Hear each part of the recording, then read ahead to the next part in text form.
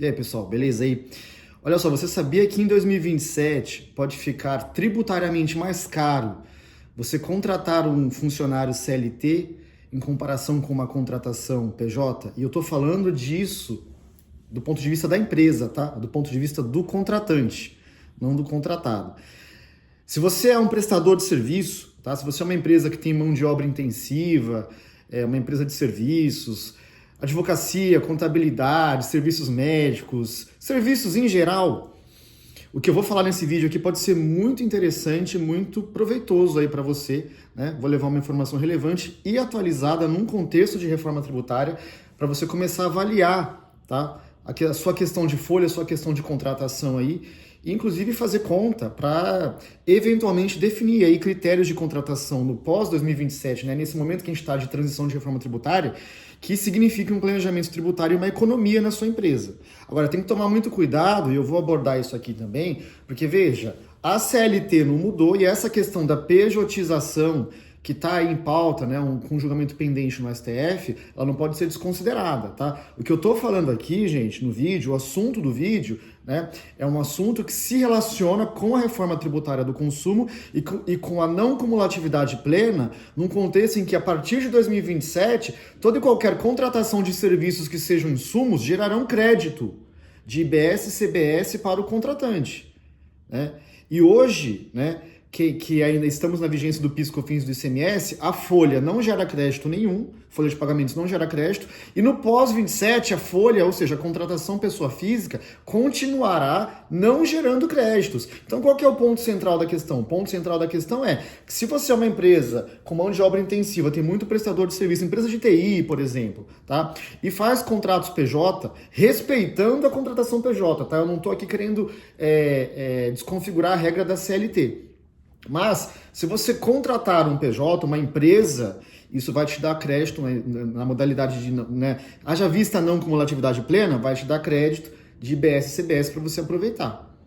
O que, em comparação com a contratação de pessoa física, né, a folha, você não terá o crédito. Então, eu quis chamar a atenção para esse assunto aqui, porque as empresas, eu já tenho ouvido algumas empresas falarem disso, já tem esse assunto, ele não está muito aí evidente no mercado ainda, mas eu já tenho tido algumas discussões como essa, e achei legal levar para as pessoas que seguem aqui o canal. Se você quiser algum tipo de consulta, assessoria, análise, cálculos aí na sua empresa, faça contato comigo aqui e a gente te atende, tá? Eu sempre deixo meu WhatsApp no início da descrição do vídeo. Mas, gente, olha só, o que mais eu quero falar aqui, tá?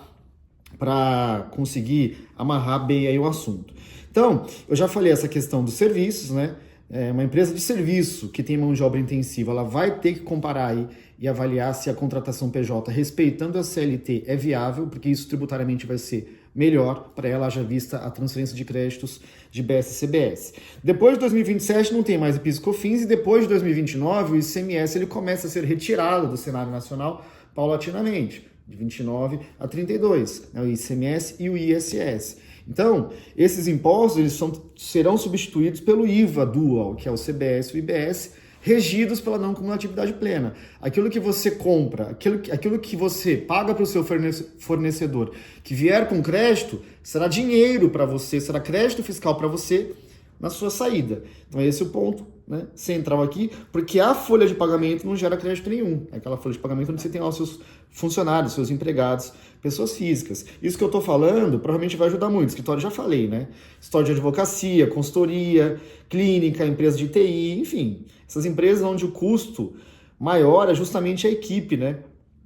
E aí esse é o gasto que menos ajuda a reduzir aí o imposto, o IBS e CBS a pagar, porque via folha de pagamentos não dá crédito nenhum. Então, eu acredito que essa é uma questão aí, essa questão da reforma tributária do consumo, ela pode inclusive acelerar a pejotização. Agora veja, gente, né, qual é a ressalva importante aqui? A reforma tributária, ela não mudou uma vírgula da legislação trabalhista, tá? Então continua valendo aquela regra de ouro, né, que a PJ não pode ter subordinação, não pode ter horário fixo, não pode ter pessoalidade típica de empregado.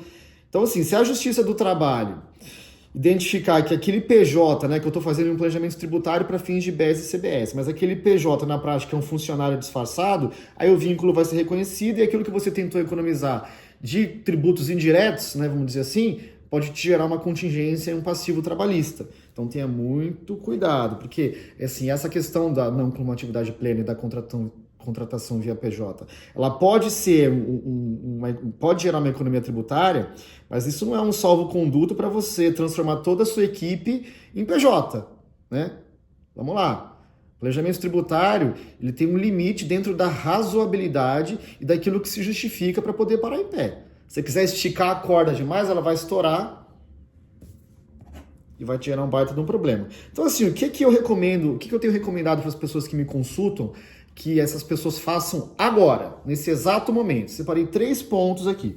O primeiro deles, é oportuno, gente, mapear quais funções realmente têm natureza de prestação de serviço autônoma no seu negócio, tá? E quais ali, elas têm ali inevitavelmente uma subordinação típica de emprego.